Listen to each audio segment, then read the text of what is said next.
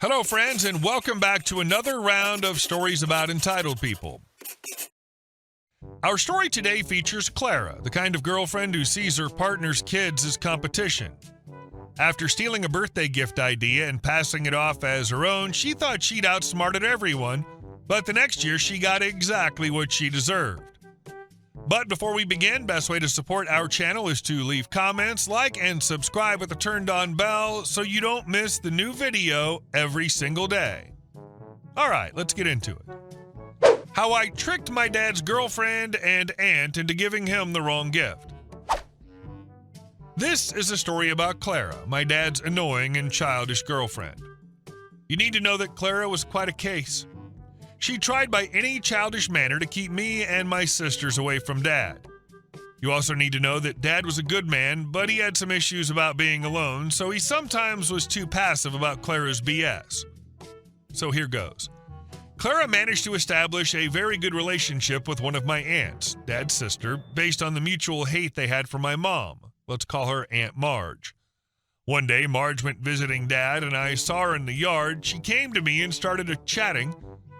One of the topics of that conversation was my dad's upcoming birthday, and Marge asked me about what I would get for my dad. I've always been good picking gifts for people based on their needs and hobbies. Some time ago, I found a beautiful foldable pocket knife. Dad loved seafood, and he would love to have something like that to open shells, and told Marge about it and where I saw it. My bad. 3 days before his birthday, Dad showed me the birthday gift Clara gave him in advance because she couldn't wait. A beautiful, foldable pocket knife, the exact same one I told Marge. I said nothing to him. He looked happy with his gift. I tried to think about a way to pull a revenge against Marge and Clara, but couldn't think of anything good. Revenge would have to wait another year to give me the opportunity. So near Dad's next birthday, Marge tried to pull the same trick on me. So I told her I would get Dad some very expensive trekking shoes for his trips. And I saw the perfect ones in X store. The trick? I loved trekking shoes. Dad hated trekking shoes because he said they were too damn hot and made his feet sweat too much. We had the same foot size. So I went to a shoe store and bought me some of the shoes Dad really liked, some nice sports shoes at a very nice price. So Dad received from Clara his expensive shoes, and he hated them but told nothing to Clara, so Clara gave me a smug look thinking she won again. Some days later, I showed my new shoes to Dad, and he really loved them and told me he wasn't going to use the ones Clara gave him, so I offered him to trade his shoes for mine, since they both were new, and it'd be a shame to waste a gift like that. So I got some really nice and expensive trekking shoes and enjoyed listening to Clara yell at Marge on the phone after she knew Dad hated her trekking shoes and gave them to me. Oh, I'm so done with people like Clara. The woman clearly saw your dad as a competition trophy instead of a partner. She wasn't trying to connect. She was trying to win some imaginary contest against his own kids. That's messed up. I wonder if Marge is going to ask you what you're getting your dad next year. Let her accidentally on purpose overhear you discuss your dad's gift and use the same strategy. What else would you like Marge to buy you? I mean, your dad. And our second story. I turned my coworker's angry voicemail against him. Years ago, I had an appointment in the middle of the week and decided to just take the day off. At the time, I was with T-Mobile, and my cell service wasn't that great in spots, and the biggie was my phone wouldn't work at my house. At the time, I liked getting a new phone every year for free, so it was a trade-off I lived with. That, and since smartphones weren't quite the thing at the time, I didn't care and was actually happy it didn't work at the end of the workday, or on my days off, I was out of contact. So one of the guys at work decides he had to talk to me and tried calling my cell. They had my landline number, but for whatever reason, he didn't think to look it up. Anyway, he tried calling, probably about 5 or 6 times, and finally just blew up on my voicemail with a screaming message. Now, since the phone didn't work, I didn't get the messages until after hours when I went to the store to get something. Needless to say, when I stopped and saw I had a few messages, I listened. The first 2 were just dead air. The last few were a bit more agitated, but the last one was special. Pick up the GD phone and call into work, a-hole. I have a service on my phone I've used for years that allows me to make multiple voicemails and assign them to individuals. Usually my message is short and to the point, hi, leave a message, But for a few extra special people, I have the ability to make it play Dancing Queen for about 3.5 minutes and then hang up without allowing the person to leave a message. But this was going to be different. So when I got home, I saved the message and reused it as my new voicemail for my coworker. So the next time he called, there was no "Hi, leave a message," but "Pick up the GD phone and call into work, a-hole," in his own voice, and it would hang up without allowing him to leave a message. I asked him the following morning WTF was up, and it was really nothing important, but he'd gotten all bent over it anyway. I neglected to remind him that my phone doesn't work at my house and there's a landline number in the system, and I waited. It took a few months for some other random day I was off, and he called, got his own voice yelling back at him, and click. He called 3 times within 2 minutes. The next morning, he caught me at the door, still pissed, and said, "You do know my phone doesn't work at my house, right? And my landline number is in the system for that reason," and walked away. Oh, I would have loved to seen that coworker's face when he heard his own angry rant come back at him. What a perfect example of how people can handle a mirror when it shows them their own behavior. You were off work on your day off, and he acted like you'd personally ruined his week because your cell service wasn't perfect. He could have called the landline. He could have waited. Instead, he decided to lose his mind over nothing. And our next story. The simple trick that gave me back my evening peace. So basically, when my mom moved away a few years ago, she left me her house. It worked out well. I had space for my little family, and she could go live her life somewhere new. Then recently, she decided to move back. Since we've always had a complicated but workable relationship, we agreed that she could move back into the house to save money for a future move. It was supposed to be temporary and mutually beneficial. But here's where things got tricky. As soon as she moved back, she completely took over the living room every single night. The living room's basically the only space I have to relax. After a full day of work, parenting, and running around, I look forward to that little window of quiet after my kids are finally asleep. My son's only 2.5, and he sleeps in our room, so turning on the TV in there isn't an option unless I want to risk waking him up. And believe me, a toddler waking up in the middle of the night is not something I want to experience if I can avoid it. I tried to be polite about it. I asked her if she could give me a couple of nights a week where I could just sit in silence, watch a movie, or work at my desk without having the TV on. She brushed it off and kept right on using the living room every evening like it was her personal space. Then fate stepped in and solved the problem for me. One night, my son was playing with his toy cars before bed. He gets excited and tosses things sometimes. And of course, one of those little cars went flying right into the television screen. It hit with a solid crack, leaving a big, ugly mark right in the middle of the screen. My son was startled, but he didn't mean to do it. I sighed, checked the TV, and realized it still worked fine, just with a noticeable blemish across the picture. When my mom saw it, she immediately asked if I was going to replace the TV. I told her quite seriously that I couldn't afford to right now, and that was the truth. Sort of. I could buy a new one, but honestly, it just doesn't bother me that much. It still works, and I have other expenses I'd rather prioritize.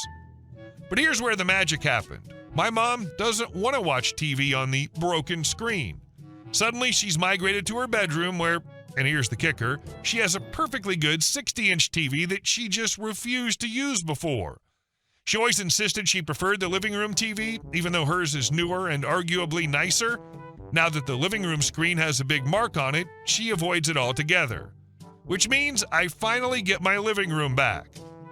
Now, after I put my son to bed, I can sit out there in peace. I can work in my office space without someone watching game shows at full blast.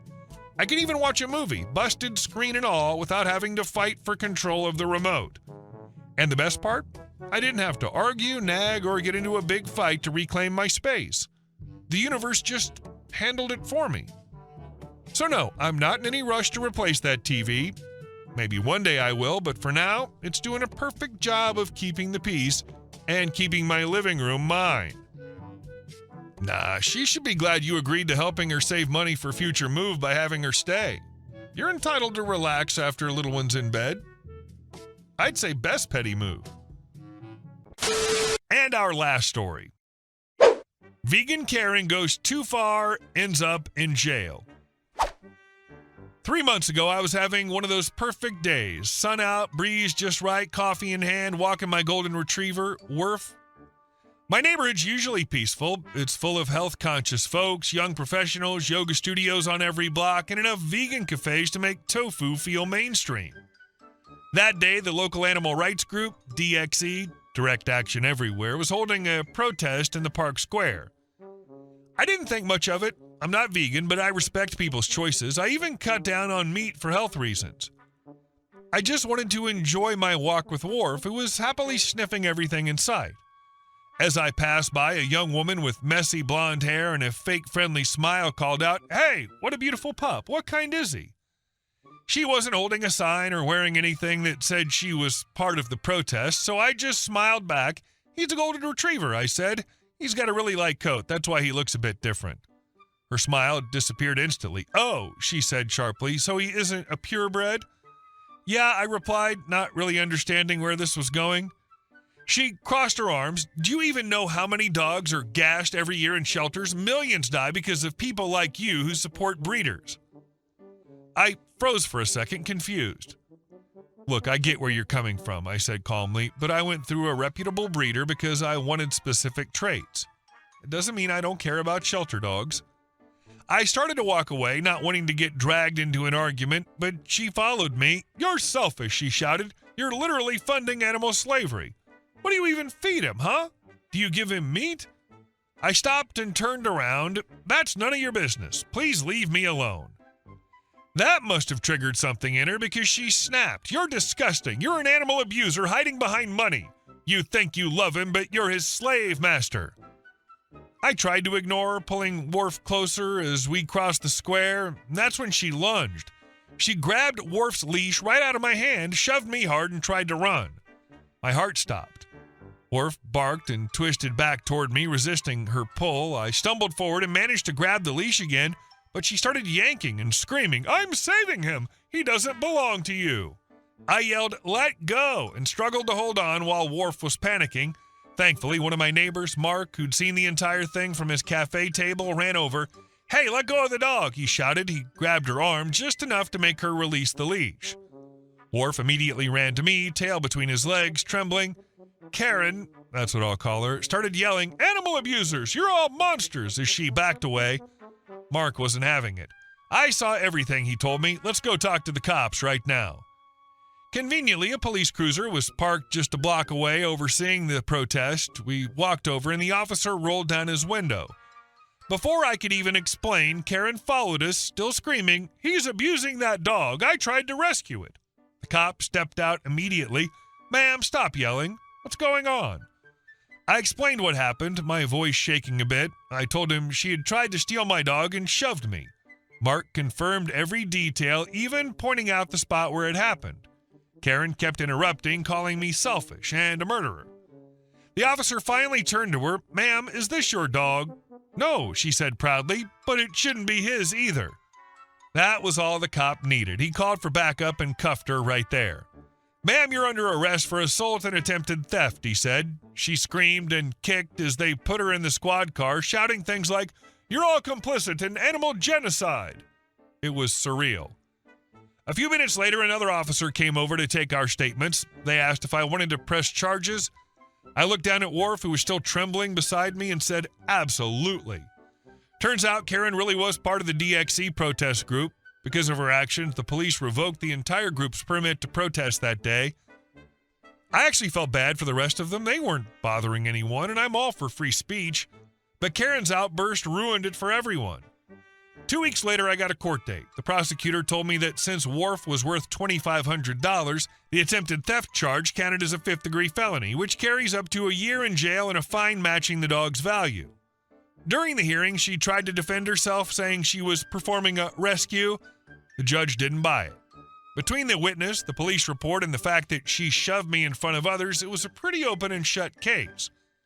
She was sentenced to 6 months in county jail in order to pay restitution for my medical bills and Worf's vet check. He was fine, but shaken. Last week, I got a letter saying she'd been released early, but with mandatory counseling and a restraining order. I respect that you still have empathy for the other protesters. That's maturity, separating one extremist meltdown from an entire movement. You saw the nuance even after being shoved and terrified. Most people wouldn't have. Worf's lucky to have you. And that woman, she needed consequences, and she got them. Actions have to mean something, or people like that just keep crossing lines until someone gets seriously hurt. Hey guys, thank you all for watching the video. I'll see you in the next one.